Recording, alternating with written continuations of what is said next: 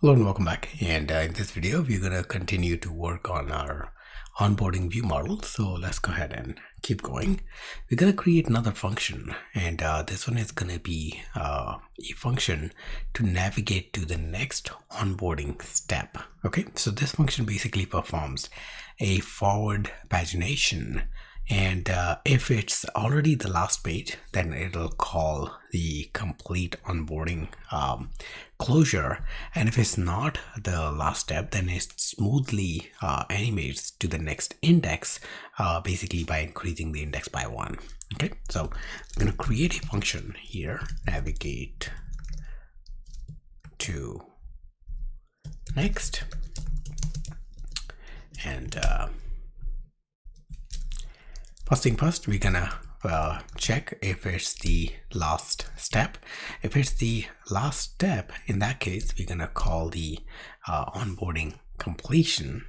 And we're gonna basically change this to another function that we're gonna create, which eventually we'll call the onboarding completion. So we have one function calling this closure, and the reason we're gonna do that because we want to have some analytics events, anything extra that you want to put in whenever the completion is called. And if you're calling your completion this way, then you have to litter your code with a bunch of places with same analytics tracking and stuff like that. You create a common function that'll help you basically centralize all the logic. Okay, so for now it's good, but soon we're going to change it as soon as we have the next function created. But let's go ahead and finish this one. So we're going to create, first get the current index. So current is current index. And after that, we're going to get the next index. And this is going to come from minimum between the current plus 1 or steps dot count minus 1. Okay, whichever is the smallest, we're gonna get that. And with animation, we want to, and we don't want the completion, what we want to do is we want to call the current index and update it with next index. Okay,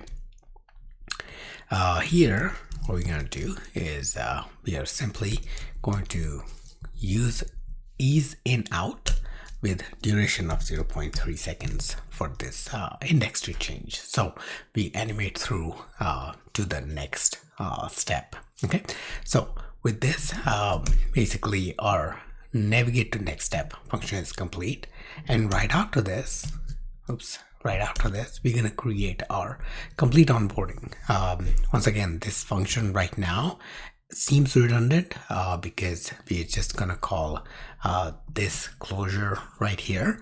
But if you're expanding the functionality, it is very useful. So you can write all your complete onboarding logic in a single place.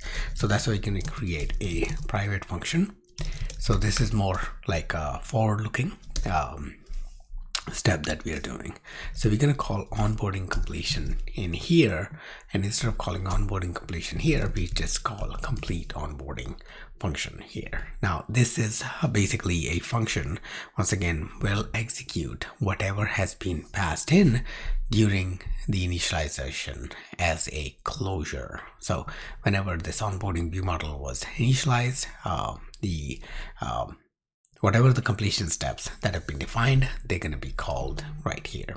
Okay, all right, with that, everything that we need to do for our view model is done. So now we are ready to move forward to the next item, which is animated page indicator. So animated page indicators are these indicators right here that we are using, which are animating between states. So it has a capsule kind of shape to show the current step, and both the other non-current or future or past pages are represented by circle. Okay, so it animates through basically different states as user moves forward and backward. Okay, all right. So we're gonna basically just build this part out. Okay, so let's go ahead and hop on to the next video where we're gonna create our animated page indicator. I'll see you guys there. Thank you.